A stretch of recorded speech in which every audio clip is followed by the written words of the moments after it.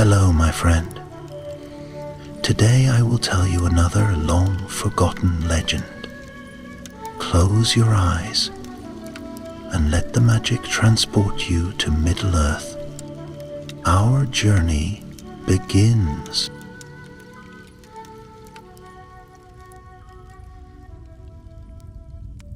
The wind whispered through the rolling green hills of the Shire, rustling the golden wheat fields and carrying the scent of wildflowers over the cobbled paths.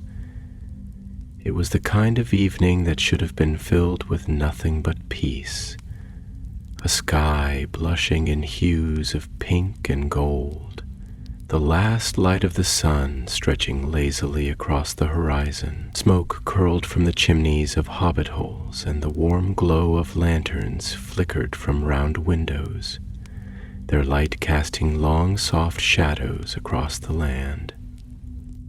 But in the quiet of number 3 Bagshot Row, beneath the old oak that had stood watch over Bag End for longer than anyone could remember, Samwise Gamgee sat alone on a wooden bench, staring up at the stars.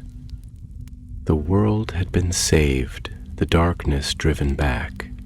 The tale of the One Ring was now a story told in hushed voices at taverns, where ale flowed freely and troubles were distant, like the mist in the morning that the sun would burn away. But Sam, though he had returned to his beloved Shire, to Rosie and Eleanor and his dear little ones, felt something lingering in the edges of his heart, like the last tendrils of a bad dream upon waking. Some nights he would wake with a start, breathless, feeling again the heat of Mount Doom, the sting of black air in his lungs, the weight of Frodo's burden pressing on his own shoulders. It was gone, all of it, like a shadow that had fled before the dawn. But even shadows leave behind a kind of chill, and it was this that Sam carried with him, unseen by others, but ever present. Tonight was no different. He should have been inside, where Rosie's laughter hummed through the warm-lit kitchen, where the scent of fresh baked bread lingered, where his little ones were curled beneath thick blankets, safe and dreaming. But he couldn't quite bring himself to go in just yet. The air held a strange hush, and a feeling he couldn't name pressed down on him, as though the land itself was holding its breath. And then he saw it, the flicker of torchlight, bobbing along the distant road, coming closer. A rider. Sam sat up straighter, heart quickening. Few rode to Hobbiton at such an hour, and fewer still with the look of a messenger on urgent business. As the rider came into the glow of the street lamps, Sam caught a glimpse of his face, stern, weathered, wrapped in a gray hood. A ranger of the north, the kind who carried tidings that could change the course of days. The rider dismounted with quiet grace, leading his horse to a halt before the low stone wall that framed Sam's garden. He bowed his head slightly in greeting. "Samwise Gamgee," the ranger said, his voice low and steady. "I come with word from the king." The king. That alone was enough to send a prickle down Sam's spine. It had been years since he had last stood before Aragorn, before the white tree in Minas Tirith, before the banners of Gondor that now flew in peace instead of war. Sam rose, brushing the dirt from his hands, swallowing down the sudden lump in his throat. "That's a mighty long way to come just to speak to a hobbit, Mr. Ranger. What's the news?" The ranger's expression darkened, and in that moment, Sam knew this was not a message of peace. "There is a sickness," the ranger said, his voice hushed, as though afraid to speak it too loudly. "A blight spreading across the lands near Mordor. Trees wither in a day, Rivers run black, and the earth itself trembles. No plague of men, nor beast, nor weather, but something older, something that should not be stirring. A cold shiver ran down Sam's spine. The mere mention of Mordor was enough to bring back the weight of old memories. King Elisar bids you come, the ranger continued. He believes you, of all folk, may understand what is happening. Sam blinked, caught between surprise and a heavy, sinking feeling in his stomach. Him? He was no wizard, no warrior. He was just a gardener, a hobbit who had been swept up in a great tale and done what he could. But this was the kind of news that made the old wounds ache. Still, he could not ignore it. The thought of leaving again, of stepping beyond the borders of the Shire into the wide world once more, made his heart ache. Rosie, Eleanor, Frodo lad, little Goldilocks, how could he leave them behind? And yet, deep in his bones, he knew. The journey had never truly ended. There were still shadows in the world, and if there was even the smallest chance that something in Mordor's remains could fester, could rise, then he could not turn his back on it. Not when Frodo had borne so much already. Rosie found him at the doorway, her soft hand coming to rest against his arm. She had heard the conversation, of course. The quiet of the night carried voices well in Hobbiton. You have to go, she said, and it was not a question. Sam turned to her, his heart caught between love and duty. I don't want to leave you, Rosie, he whispered. She smiled, though her eyes shone with the glimmer of unshed tears. But you will, because you must.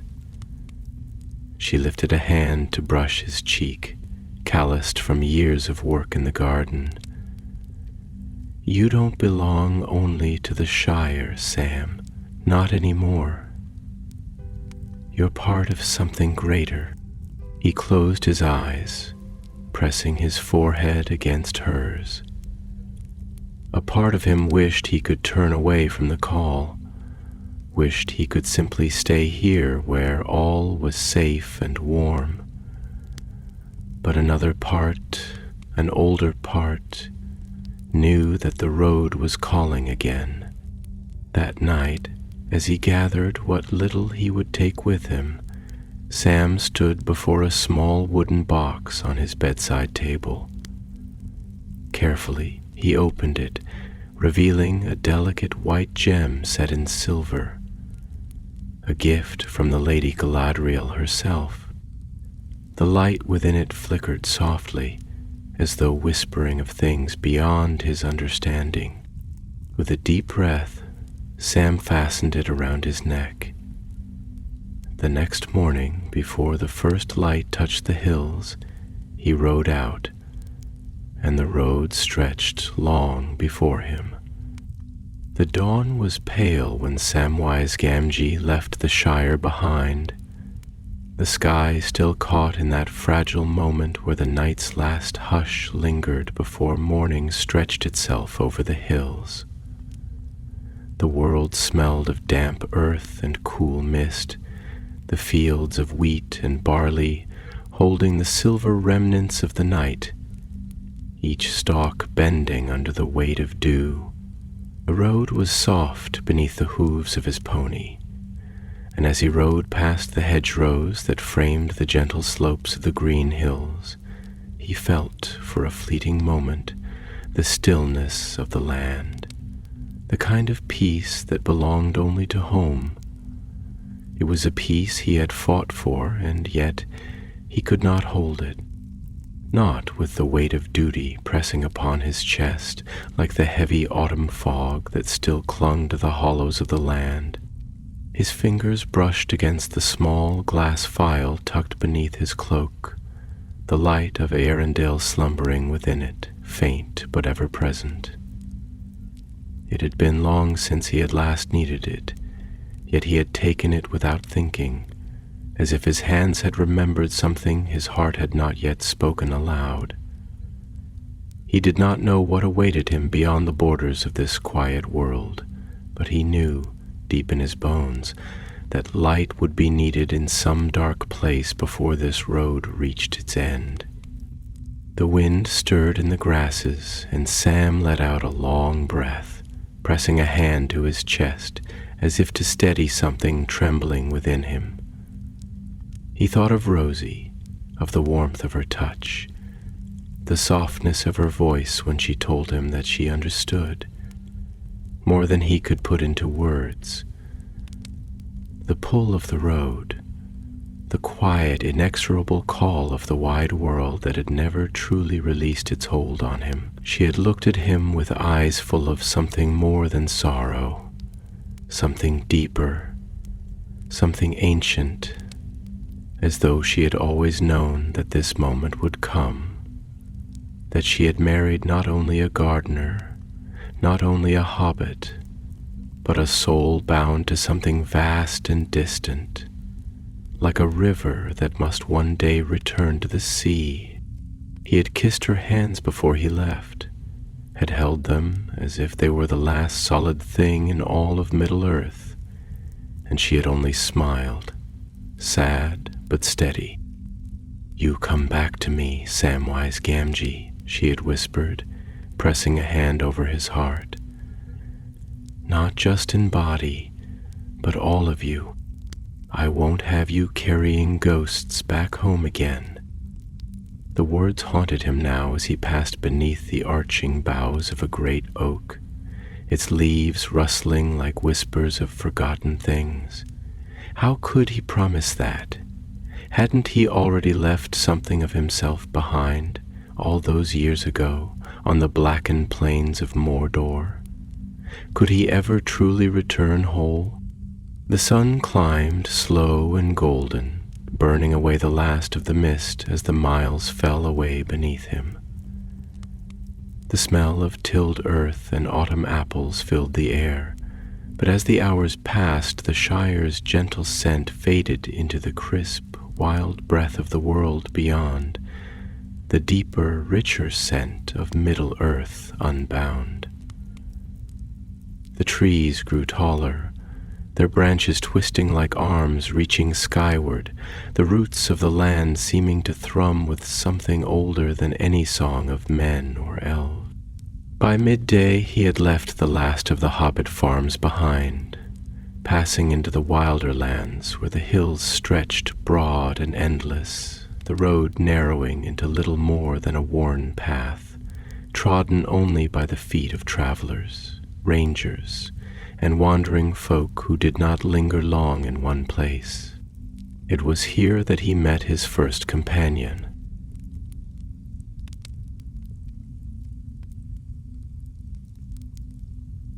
Gimli, son of Glóin, stood upon a great stone outcropping that jutted from the hillside like the prow of a mighty ship, his figure dark against the sunlit sky. His beard gleamed copper and gold, braided thickly with silver clasps, and his axe rested against his back, its haft worn smooth by years of battle and toil. His gaze, sharp and knowing, met Sam's before the hobbit had even called out, and a deep, rolling chuckle filled the air. "Well now," the dwarf said, descending from his perch with measured steps, boots striking firm upon the stone. "If it isn't Samwise the Stout-Hearted, riding alone on the open road. Tell me, Master Gamgee, do the roads of hobbits lead to danger so often, or is it only yours that seems to have a taste for adventure?" Sam dismounted, stretching his legs with a huff. "I don't reckon it's much of a taste, Master Gimli," he said, brushing the dust from his cloak. "More like the road's got a taste for me." The dwarf let out a booming laugh, clapping Sam on the back with a force that nearly sent him stumbling. I think you may be right about that. And where does this road take you now, if I may ask? Sam hesitated. He had not yet spoken the name aloud since leaving the Shire, and it felt heavy in his throat, as if some lingering shadow still clung to it. Mordor, he said at last, the word quiet but firm. Or near enough. Gimli's face darkened and he was silent for a long moment, his fingers tightening around the haft of his axe. So, he murmured, his voice lower now, more thoughtful. The echoes of old wounds still bleed, do they? Sam met his gaze, something stirring in his chest at the words. Aye, he said. They do. Gimli studied him, then nodded, his expression unreadable. I have business in Gondor, he said at last, glancing toward the road ahead. But it seems to me that our paths run close enough for a while yet, and I think, Master Gamgee, that you would do well with a companion at your side. Sam exhaled, a tension he had not realized he was holding easing just a little. That be right kind of you, Master Gimli. Bah, the dwarf said, waving a hand. It is only fair. You and I, after all, have seen things that most will never understand. That sort of thing makes a man, or a dwarf, hesitant to walk alone. Sam nodded, understanding more than he could say. The two walked together then, their steps falling into the same easy rhythm, and as the hours passed, the silence between them grew comfortable, the way silence only does between those who have stood on the edge of death together and returned to tell the tale. The land stretched wide before them, the sky vast and endless, and though the shadow of their destination loomed upon the horizon, still distant, still unseen, it was there, waiting, and Sam, despite himself, could not help but feel that he was walking towards something that had been waiting for him, too. The road stretched before them, winding through the wild lands beyond the Shire, a thin ribbon of well-worn earth that cut its way through rolling hills and shadowed vales, leading ever onward toward the lands of men, toward Gondor, and beyond that, toward the place neither of them wished to name too often. The air carried with it the scent of late autumn, of damp earth and distant rain, of leaves that had already begun their slow decay into the soil, their gold and russet hues scattered across the path like forgotten coins. The sky was vast, a vault of silver and pale blue, where the last wisps of morning mist still clung to the hillsides like ghosts, reluctant to depart. Sam rode in silence for some time, his pony's hooves striking a steady rhythm against the earth, while Gimli walked beside him, his boots crunching upon the gravel with measured weight, each step deliberate, each breath drawn deep into his chest, as if he were tasting the air, searching for something in its quiet sighs. There was a heaviness between them, a thing unspoken but ever present, lingering like the hush before a storm, and though neither had yet put words to it, Sam could feel it growing, pressing against the edges of his mind, demanding to be acknowledged. At last it was Gimli who broke the silence, his voice low and thoughtful, as if he had been turning his words over in his mind, like a jeweler inspecting a stone for flaws. You know, Samwise, I have always wondered something. There are many kinds of wounds in this world. A blade cuts deep, an arrow strikes true, and the body may break under the weight of battle. But there are other wounds, wounds that do not bleed, wounds that do not close. I have seen them in men, in elves, in dwarves, and I have seen them in you, though you try to hide them well enough. He glanced up, his sharp eyes gleaming beneath his heavy brow. Tell me, does it still haunt you? The darkness? Sam stiffened slightly in his saddle, his fingers tightening around the worn leather of the reins. He had not expected such a question, though perhaps he should have. He exhaled slowly, watching as the breath curled from his lips in the cool morning air, vanishing before it could reach the sky.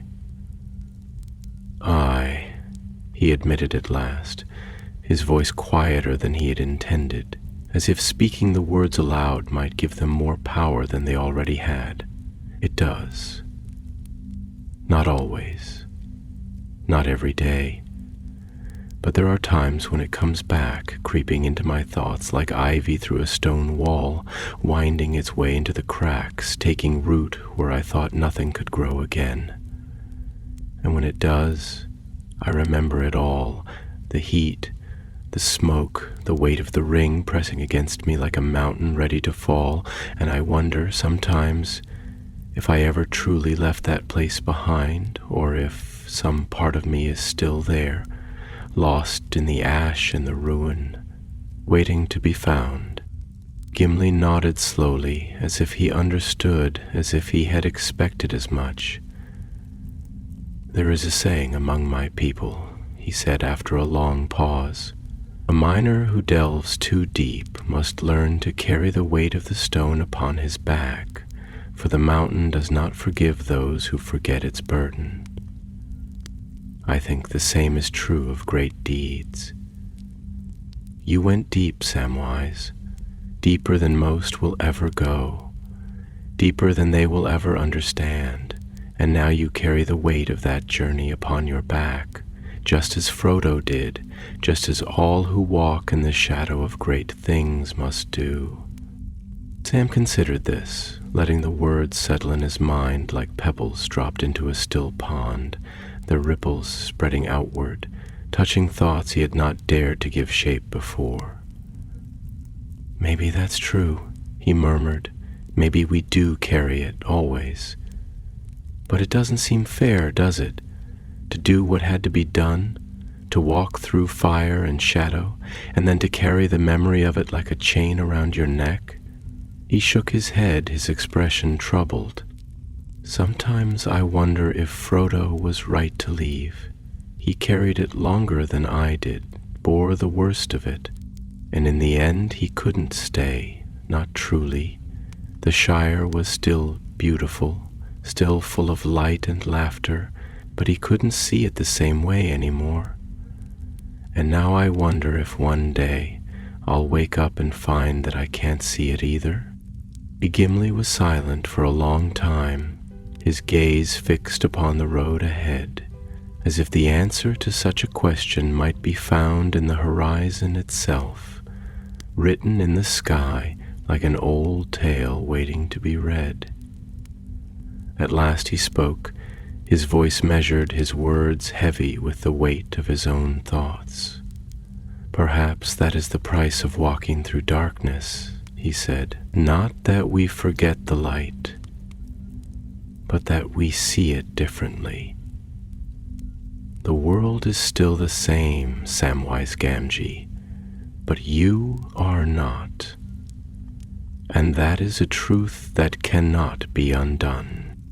Sam looked at him then, and for the first time he saw the same shadow in the dwarf's eyes, the same weight in his bearing, and he realized Gimli carried it too, in his own way. Perhaps they all did, those who had stood at the edge of ruin and returned to tell the tale. They rode on in silence after that, but it was not an empty silence. It was the silence of understanding, of things shared without need for further words. The landscape began to change as the day wore on, the gentle hills giving way to wide, open plains where the wind moved like a restless spirit, sweeping through the tall grasses, bending them in great rippling waves that shimmered in the sunlight. The sky stretched vast and endless above them, the blue so deep that it seemed to pull the eye ever upward, toward the high clouds drifting in slow, stately procession across the heavens. Ahead, the faint outline of a forest rose from the plains, its dark boughs standing stark against the bright afternoon sky. The trees were old, their trunks thick with the weight of centuries, their roots tangled deep in the earth, holding stories long forgotten by men or hobbits or dwarves. The air here felt different, charged with something unseen, something ancient, as if the land itself remembered things that no longer had voices to tell them. Sam shivered slightly, though he did not know why. He had never feared forests before, not truly, but there was something about this place, something in the way the shadows stretched long beneath the trees, in the way the wind whispered through the leaves with a voice that did not quite belong to the world of waking things. Gimli frowned, his hand resting lightly on the haft of his axe. "A strange place," he murmured, half to himself. "Old, and not entirely welcoming." Sam nodded, swallowing against the unease that crept up his spine. "Do you think it watches us?" he asked, surprising himself with the question.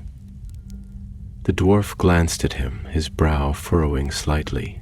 "Perhaps," he said, "there are many things in this world that have eyes we cannot see." And as they passed beneath the first arching boughs, where the light dimmed and the air thickened with the scent of moss and damp earth, Sam could not help but feel that they were stepping into something more than a forest, something older than memory, something waiting. The wind stirred in the branches above them as Sam and Gimli pressed forward beneath the ancient eaves of the forest, the hush of the trees wrapping around them like a great unseen presence. It was not the wild cheerfulness of the woods in the Shire, where light spilled through bright green canopies and birds flitted between the boughs, nor even the ageless wisdom of Lothlorien, where the air had shimmered with something beyond the reach of time. No, this place was something else entirely, a relic of an older world, a world that had stood long before the kingdoms of men had risen, before the fires of Mordor had ever burned, before even the elves had shaped their songs into the stones of Middle-earth. The air hung thick with the scent of moss and damp earth, the loamy perfume of leaves long fallen and pressed into the rich soil by the slow passage of centuries. Great roots twisted out of the ground like the gnarled hands of sleeping giants, their grasp stretching deep into the dark, unseen places where the forest's memory dwelled. The trunks of the trees rose like pillars into the sky, their bark ridged and cracked with age, some so wide that even a dozen hobbits standing hand in hand might not have encircled them. The canopy above was a tangled weave of branches, filtering the light into shifting golden green patterns that danced upon the path, making it feel as though the very air was alive, breathing with the slow, patient rhythm of something that had no need for haste. Sam shifted in his saddle, glancing at Gimli, who was walking with one hand resting lightly on the haft of his axe, his sharp eyes scanning the shadows between the trees as if searching for something unseen. The dwarf's brow was furrowed, his steps deliberate, as though he were measuring each one, weighing the feel of the ground beneath him, listening for whispers carried on the wind. "Strange place, this," Gimli murmured at last, his voice low as if he did not wish to disturb the hush that lay over them like a great listening ear. "Not like Fangorn, nor like the golden woods of the Lady. There's an oldness here, but not the kind that welcomes. This place does not remember kindness, I think. It remembers something else." Sam shivered slightly, though he was not cold. He had always been one for growing things, for the feel of rich soil between his fingers, for the scent of blossoms opening to the sun, for the quiet joy of a well-tended garden where life bloomed bright and full and unafraid. But here, beneath these towering sentinels, he felt none of that.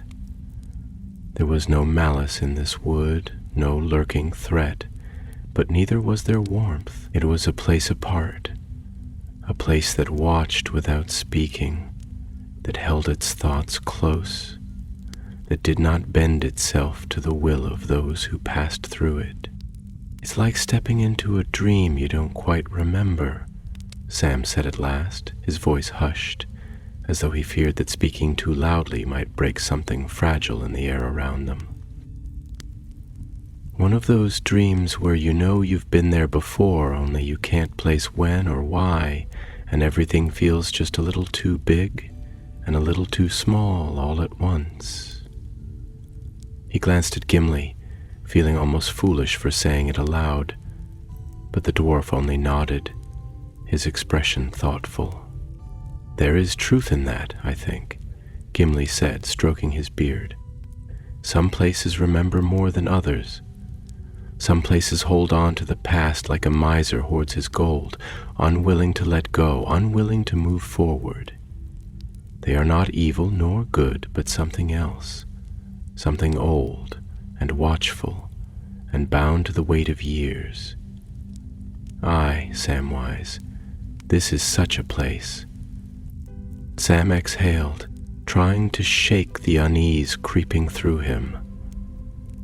"I wonder what it remembers," he said, more to himself than to Gimli. The dwarf let out a quiet, rumbling chuckle. "Perhaps it is wondering the same of us." The thought sent a shiver down Sam's spine. He tried to focus on the road ahead, though road was too fine a word for the winding trail that meandered through the trees, barely more than a deer path worn smooth by the passage of time.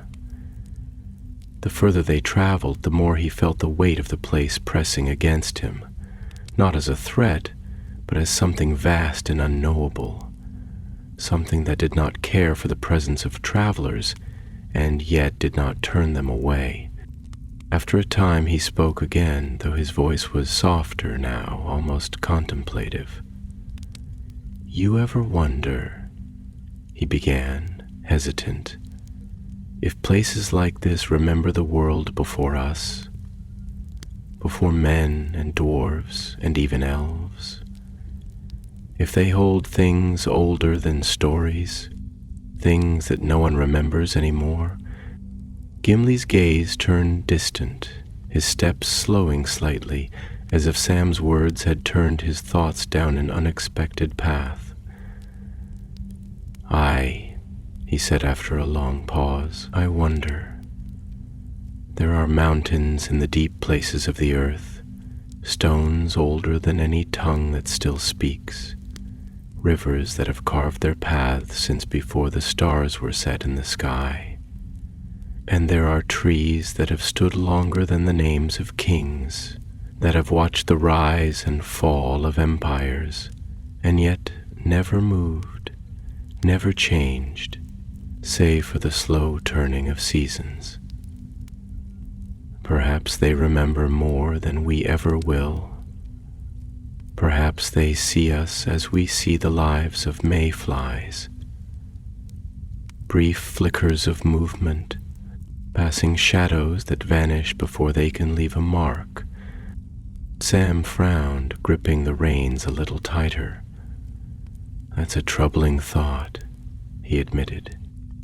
To think that no matter what we do, no matter how much we fight or build or love, in the end, it's all just passing shadows. Gimli glanced at him, a strange softness in his eyes, the kind of understanding that came only from someone who had wrestled with such thoughts himself. Perhaps, he said.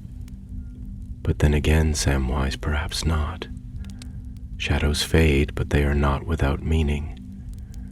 The light that casts them does not vanish when the shadow is gone, and who is to say that these old places do not remember the warmth of the sun as much as they remember the passing of storms?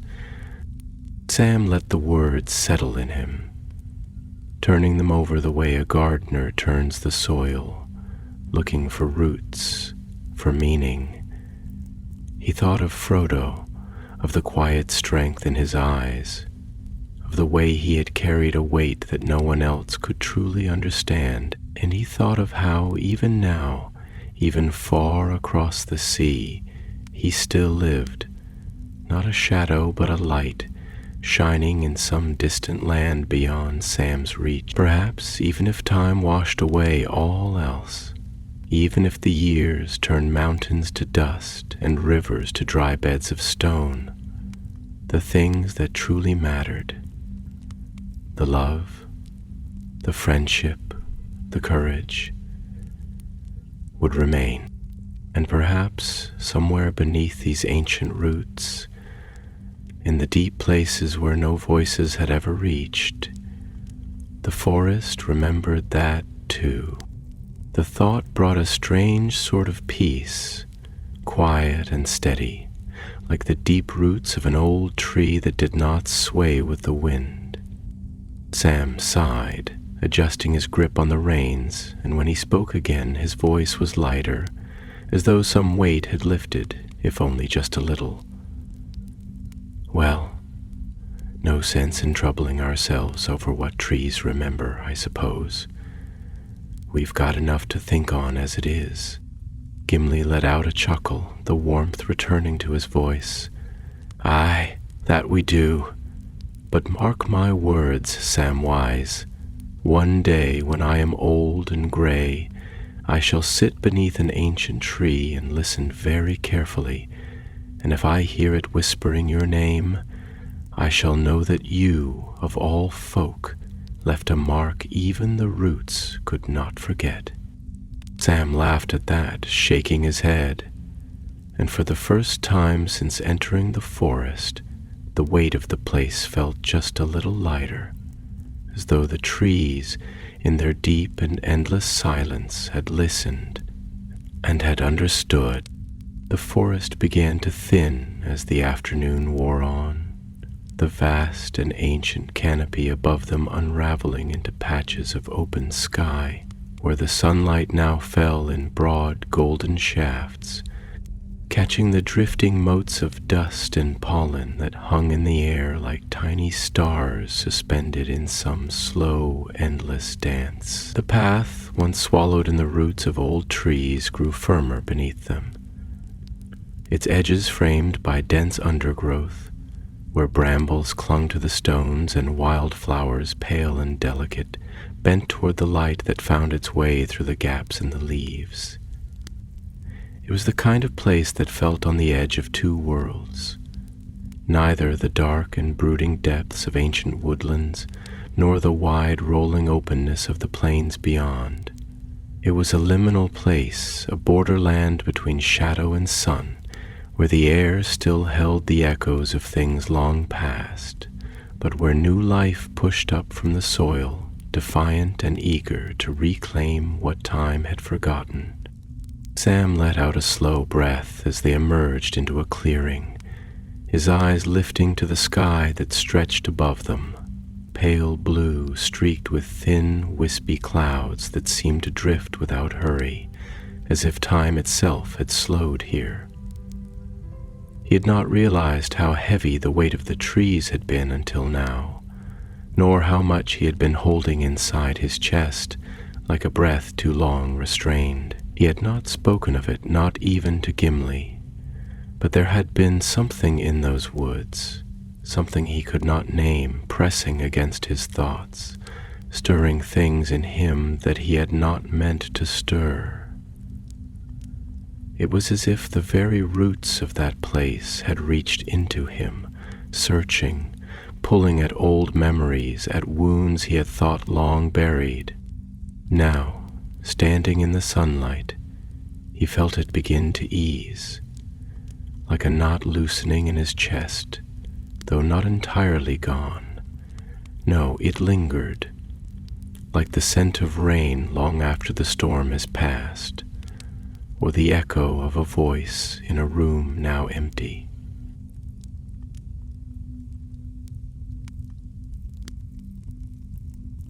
Gimli strode ahead a few paces, then turned, resting a hand on his belt, his gaze sharp beneath his heavy brows.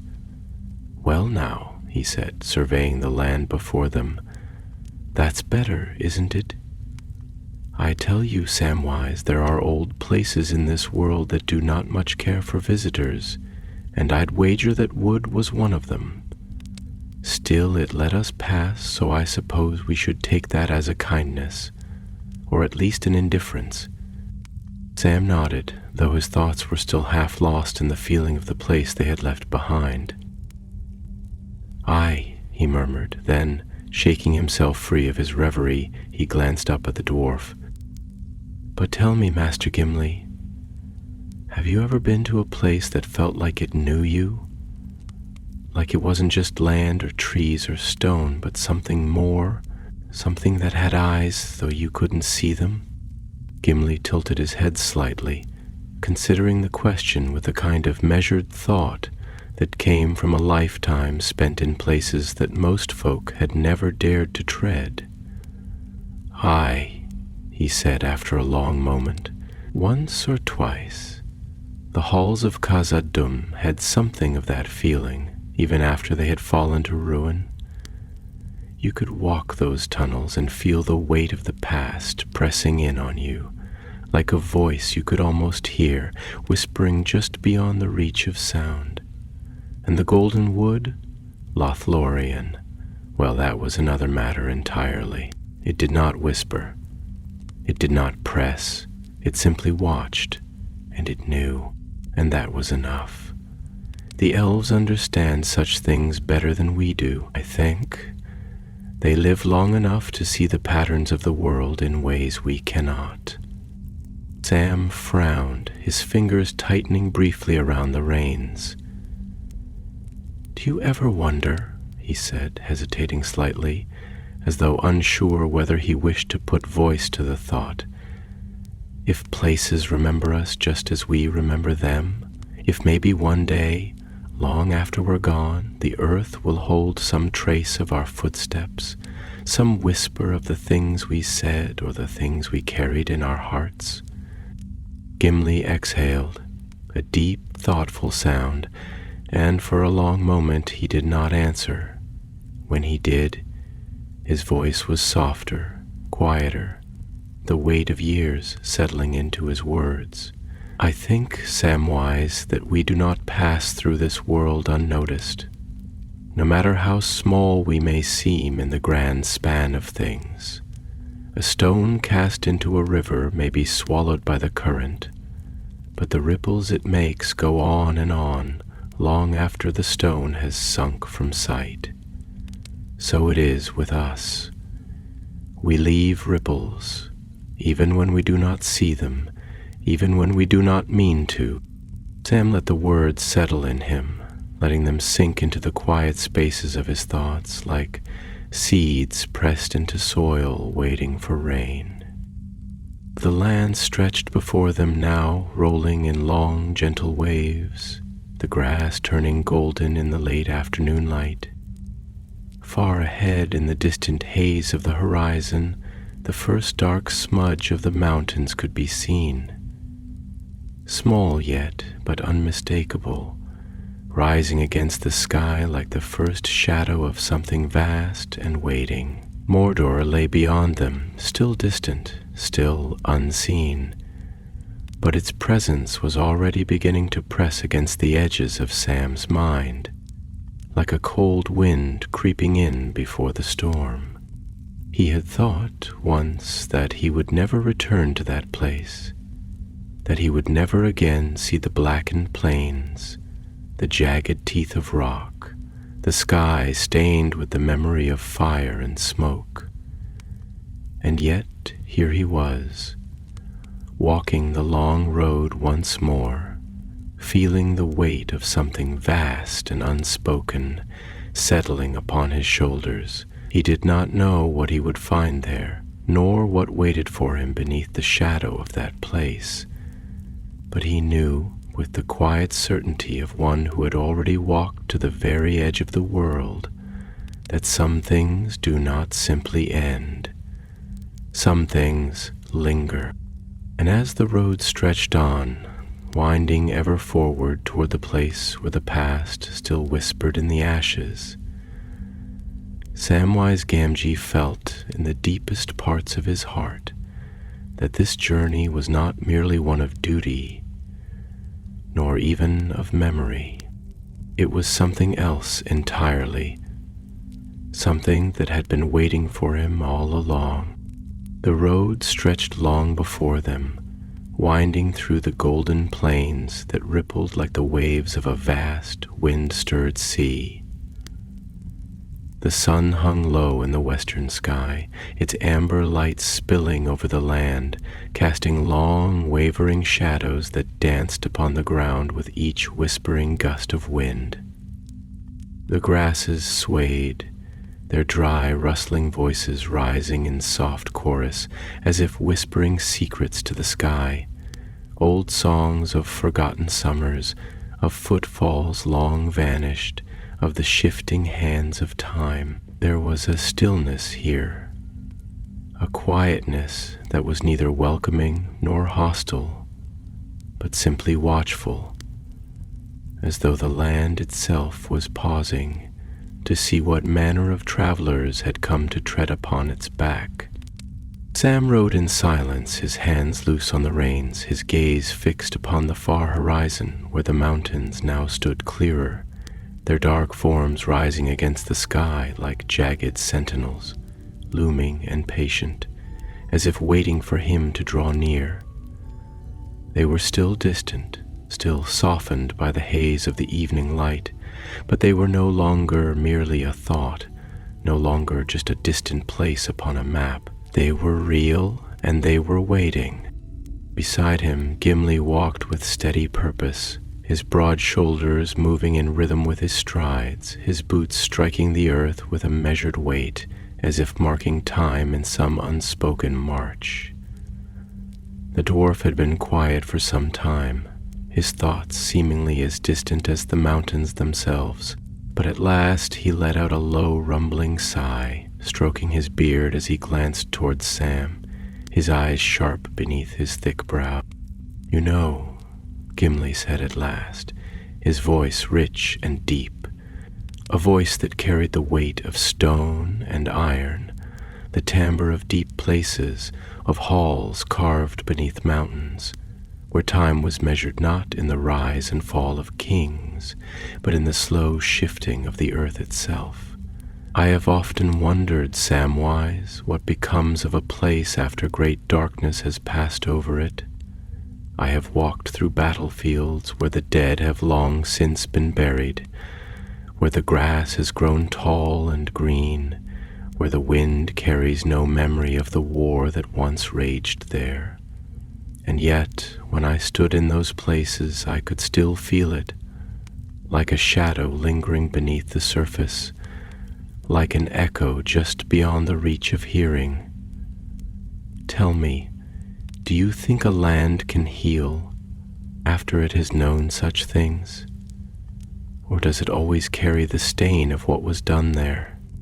Sam turned his gaze away from the mountains, letting his eyes wander over the fields, over the golden grasses that stretched in endless waves, over the small clusters of trees that stood like islands in a sea of light. He had spent his life tending to the earth, had felt the soil between his fingers, had coaxed life from barren ground with the patience of a gardener who knew that nothing was truly lost, not so long as there was still a seed left to grow. And yet the question Gimli had asked was not so simple as planting a flower in an empty bed. "I think," Sam said slowly, his voice carrying the weight of thought, "that the land remembers, same as we do, but remembering isn't the same as being broken. There's a difference, isn't there, between carrying a scar and being wounded? A scar tells a story. A scar is proof that something was survived, that something came before and something came after. But a wound, that's something that's still raw, something that hasn't had time to close. And maybe some places stay wounded for a long time, maybe even longer than we can understand. But I don't think anything stays wounded forever. Not if there's still something left to grow." Gimli was silent for a moment, considering the words as they walked. His fingers traced absently over the haft of his axe, the metal gleaming dully in the fading light. A weapon well worn, well used, and yet cared for with the careful reverence of one who understood that even things made for war could carry a kind of memory.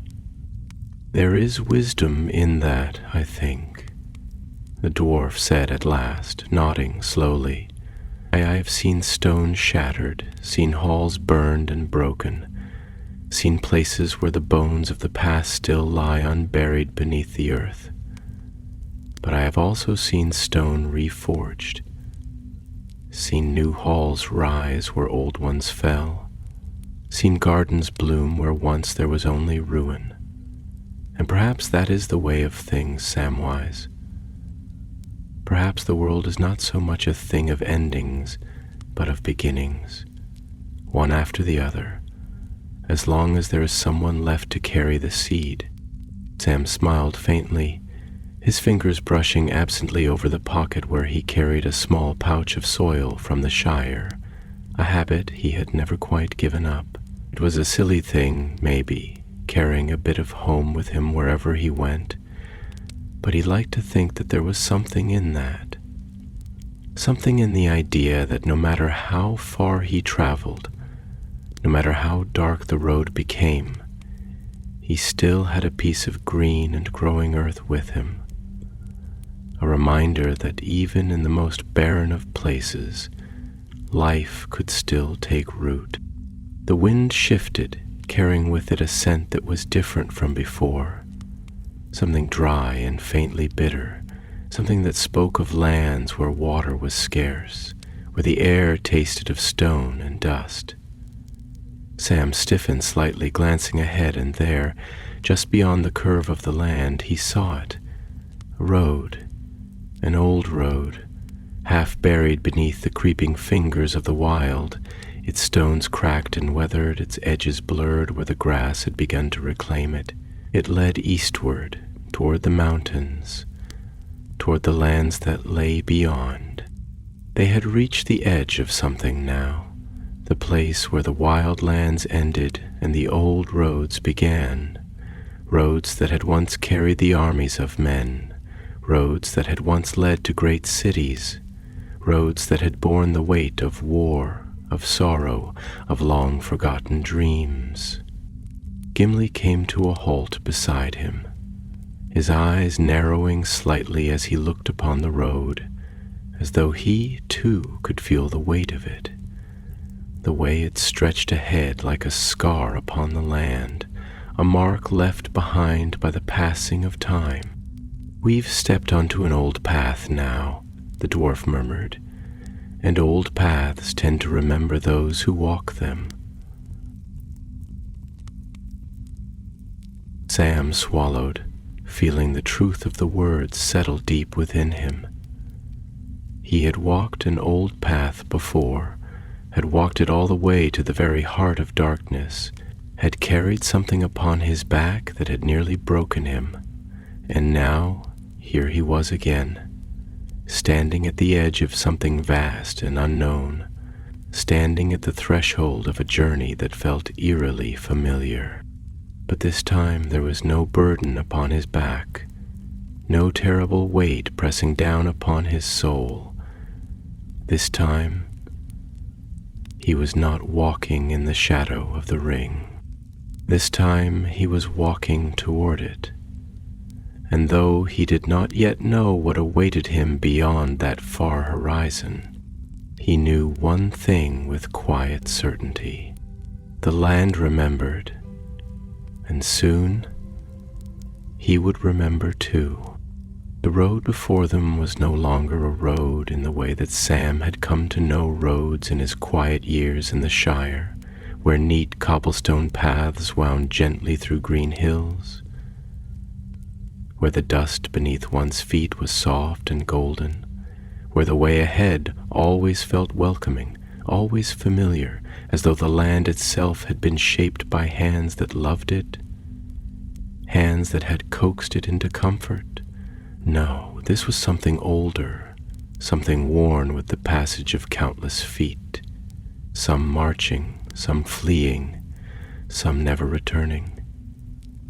This was a road that had been broken by war, swallowed in places by creeping roots and tangled weeds, its stones cracked and sunken with age, as if time itself had pressed down upon it with an unbearable weight. It was a road that did not welcome those who walked it, but rather endured them, as a weary sentinel endures the endless march of years, neither denying nor inviting, simply existing, bound to its purpose by the echoes of all who had come before. Sam tightened his grip on the reins, feeling the breath of his pony warm beneath his palm, a small, steady presence against the growing vastness of the land that now stretched around them, silent and waiting. The golden fields of the plains had begun to thin, the grass growing sparser, the earth turning pale beneath them, hard and dry where the sun had baked it into stone. Far in the distance, the mountains loomed closer now, their dark ridges carving jagged shadows against the sky, their peaks dusted with the ghostly remnants of winter, though no snow fell here, not in this place.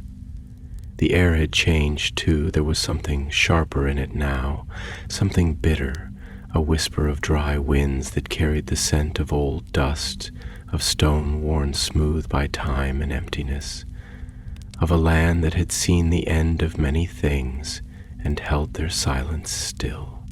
Gimli walked beside him, his steps measured, his gaze fixed on the horizon where the path wound ever onward, narrowing as it cut between low hills that had once borne watchtowers, long since crumbled to nameless ruins.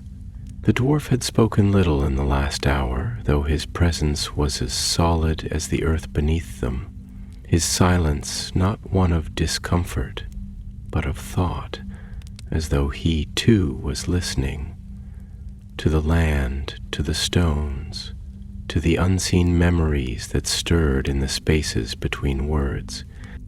At last he let out a deep breath, his voice low, weighted with something that was not quite sorrow, but not quite anything else either. "There is something about places like this," he murmured, not turning his gaze from the road ahead. "Something in the way they stand, in the way they hold their silence. It is not the silence of peace, nor the silence of waiting. It is the silence of things lost, of things left behind."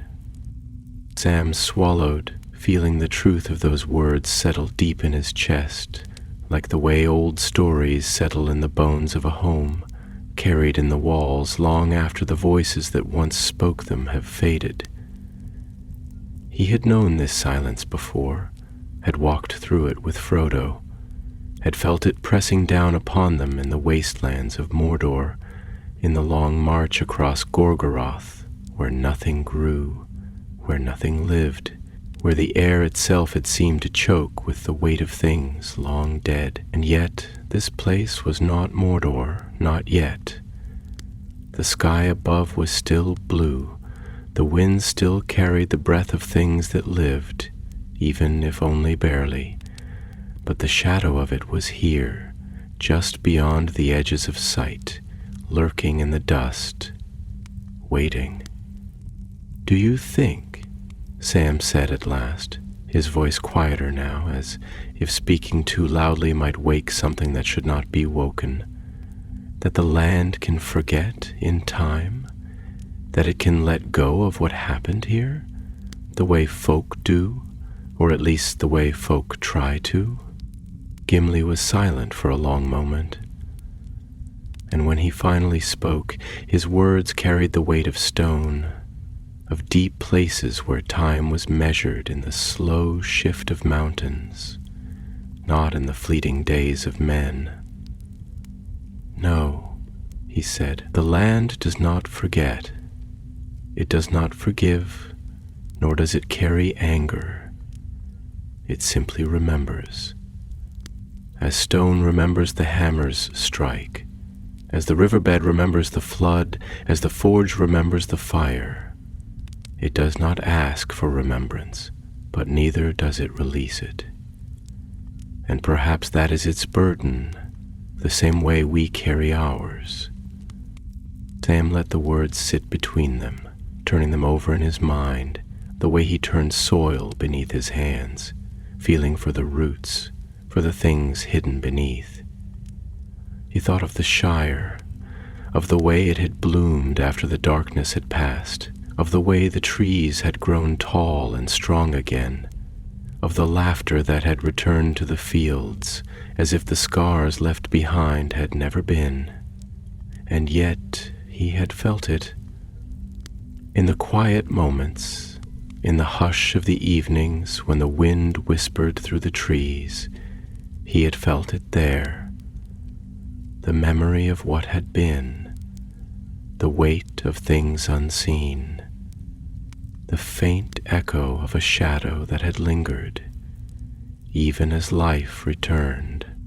"Maybe remembering isn't a bad thing," Sam said slowly, his gaze drifting over the road ahead, watching as the wind stirred the dust into fleeting patterns before settling once more into stillness. "Maybe it's not about letting go or about forgetting. Maybe it's about carrying it, the way you carry an old scar, not as something that holds you back, but as something that reminds you of what was, of what's worth keeping, of what should never be again." Gimli turned to look at him then, and there was something in his eyes, something quiet and knowing, something that held the weight of years and understanding.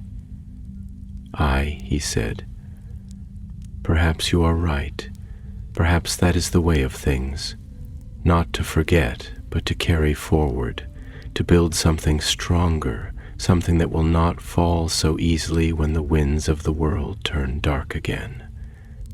The road wound on before them, stretching toward the shadow of the mountains, toward the lands that had once lain in darkness, and though the air had grown heavier, though the silence of the land pressed against them, Sam found that the weight of it was not as terrible as it had been before.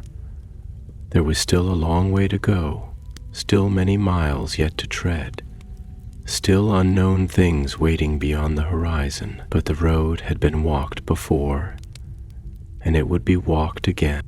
And perhaps in time even this land, even this place where shadows still lingered, would find a way to bloom again. Even the darkest earth, if given enough light, could still bring forth green. The land had grown harsher, starker, stripped of its gentler edges.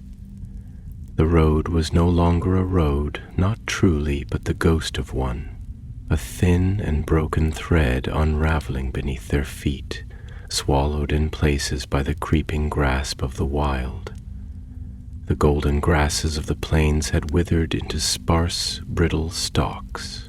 their hushed murmurs lost to the growing silence, their roots clinging to a soil that had grown dry and weary. The trees, what few there were, stood twisted and gnarled, their limbs like the grasping hands of something that had long since surrendered to the wind, their bark stripped in places where time and storm had carved deep wounds into their flesh. Even the sky seemed different here, as if the light of the sun had been stretched too thin, its warmth scattered and uncertain, casting shadows that stretched long and restless across the hills, as though the land itself remembered a darkness that had not yet fully passed. Sam rode in silence, feeling the weight of it settle upon him, pressing into his thoughts, stirring something deep and nameless within him. He had known this feeling before, on the edges of the Black Land, on the ashen plains of Gorgoroth, in the barren wastes where nothing green had dared to grow. It was not fear, not exactly, nor was it sorrow. It was something deeper, something quieter, the kind of knowing that came not from sight, but from the bones, from the marrow, from the parts of oneself that did not speak in words, but in whispers, in the slow, aching certainty of things long past and things still to come. Beside him, Gimli walked with his usual steady stride, but there was a tightness in his shoulders, a tension in the way his fingers rested against the haft of his axe, as though he too felt the weight of this place, as though he too had stepped into something that did not quite belong to the waking world. The dwarf had spoken little in the last hour, and when he finally did, his voice was low, thoughtful, as though he had been carrying the words for some time before finally deciding to set them loose. "There is something about places like this," he murmured, not looking at Sam, but at the land ahead, his gaze sharp beneath the shadow of his helm. "Something in the air, something in the earth beneath our feet. It is not the presence of anything, nor even the memory of something seen. It is the absence of it, the feeling of something once great, now faded, now lost. It reminds me of the deep halls of my kin, the places where no torches burn, where the stone stands cold and unmarked, where the only sound is the whisper of dust falling from the high vaults. There is a kind of silence in those places, a silence that is not empty but full of things no longer spoken, things that were once mighty, once full of song and light, now only echoes. Do you feel it, Samwise? Do you hear the hush of it?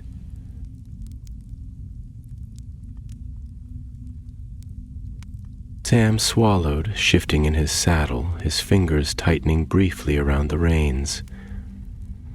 "Aye," he said, though his voice was quieter now, touched by something distant. "I feel it, I hear it too.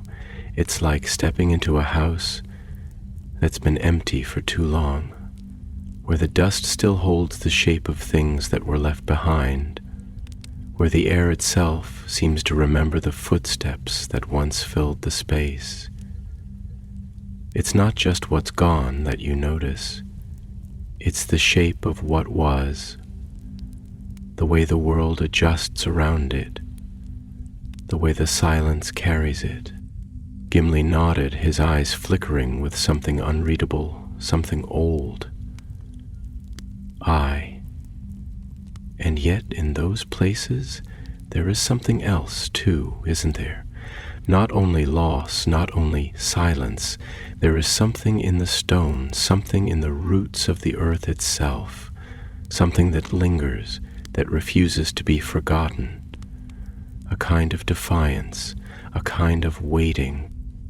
Sam exhaled slowly, his gaze drifting over the horizon where the mountains now loomed vast and unshaken, their ridges casting jagged shadows across the land, their peaks rising like broken crowns against the pale sky.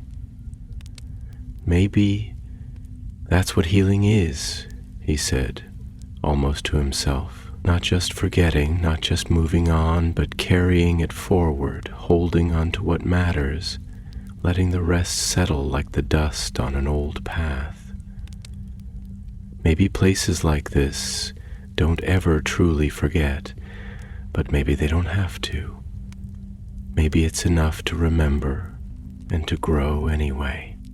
The words hung between them, lingering like the last note of an old song, like the hush before the first touch of rain on dry earth.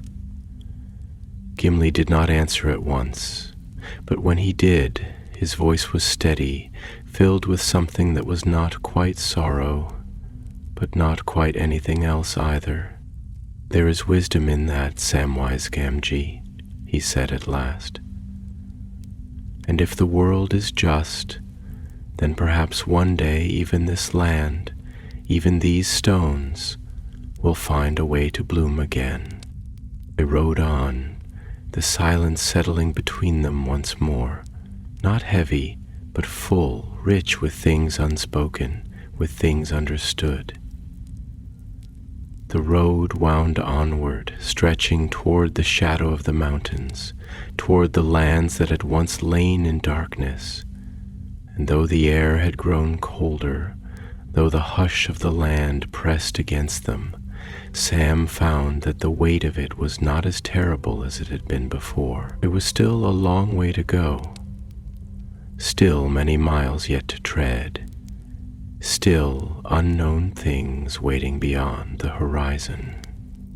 But the road had been walked before, and it would be walked again, and perhaps in time even this land, even this place where shadows still lingered, would find a way to bloom again. Even the darkest earth, if given enough light, could still bring forth green. The wind had changed. It was not a sudden thing, not the sharp whistling gust of a storm rolling in over the hills, nor the bitter chill that cut through the bones when winter made its creeping descent. No, this was something slower, something deeper, an unseen shift in the air, a turning of the breath of the land itself.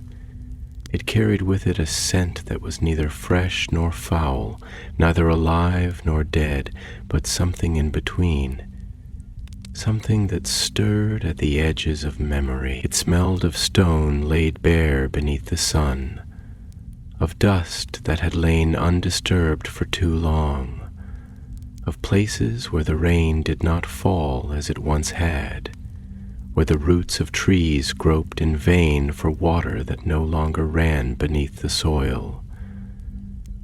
It was a scent that reminded Sam of something old, something half forgotten, but never truly gone. The land had changed too. The last traces of green had been left behind, swallowed by the slow, relentless crawl of dry earth and cracked stone, where nothing bloomed, where nothing reached for the sky but the jagged remains of hills worn down by time and wind. The horizon stretched out before them in wide, sweeping lines, a world of muted colors and long shadows, where the mountains loomed ever nearer, rising like broken teeth against the fading light. The road had vanished almost entirely, swallowed by years of neglect, but it was still there if one knew how to see it. Not in the stones beneath their feet, but in the way the land bent around it, in the subtle dips and curves, in the places where the dust had not yet settled, as if the earth itself remembered the weight of footsteps that had passed this way before. Sam shifted in his saddle, his fingers tightening around the reins, feeling the breath of his pony warm beneath his palm. The animal was uneasy, its ears flicking back and forth, its hooves pressing carefully into the uncertain ground, as though it too sensed that this was not a place that welcomed travelers. Sam could not blame it. He felt the same way. There was something here, something unseen but present, something that pressed against the edges of his thoughts, like the feeling of being watched, though no eyes met his gaze. It was not fear, not exactly, nor was it sorrow. It was something quieter, something heavier. The weight of memory, of echoes left behind. Gimli walked beside him, his steps steady but slow, his sharp eyes scanning the land with the careful patience of one who had walked through many places, through light and shadow alike. He had said little since the last hour, but his silence was not the silence of discomfort. It was a listening silence, a silence that understood the weight of the world and did not seek to break it. At last it was the dwarf who spoke, his voice low, thoughtful, a sound that carried not only in the air but in the stone beneath them, as though the earth itself had been waiting for someone to give voice to what it already knew. "There is something in the bones of this place," he murmured, stroking his beard as his gaze swept the landscape. "Something old, not just ruin, not just emptiness. There is a kind of waiting here, a stillness that is not merely silence, but something deeper, something that remembers, though it has no voice to speak its memories aloud." Sam swallowed, his throat dry, not from thirst, but from the weight of something unspoken. He thought of the places he had walked before, of the dark lands where he had once carried a burden that had nearly broken him, of the ashen plains where the sky had hung low and heavy, where the air had choked with the taste of fire and death. And yet, this was not Mordor, not quite. The sky was still pale, the light still stretched long upon the hill, but the shadow of it was here, just beyond the edges of sight, lingering in the dust, woven into the very fabric of the land. "Do you think," Sam said at last, his voice quieter now, as if the wind itself might carry his words into places he did not wish them to go, "that there are places in this world that never truly leave the past behind, that no matter how many years pass, no matter how much time washes over them, they still hold on to what happened, as if the land itself can't quite let go?" Gimli exhaled, slow and deep, and for a long moment he did not answer. When he did, his voice carried the weight of stone, of deep places where time was measured in the slow shift of mountains, not in the fleeting days of men. "Aye," he said, "there are such places. I have seen them in the deep halls of my people, in the old roads that no longer lead anywhere, in the ruins where the wind still whispers through empty doorways. And there are places that are worse, places where the past does not merely linger but clings, like a wound that never fully closed, like a scar that still aches when the rain comes." Sam nodded, his gaze drifting over the barren land before them. He could feel it now more than before, the hush of it, the weight of things unseen.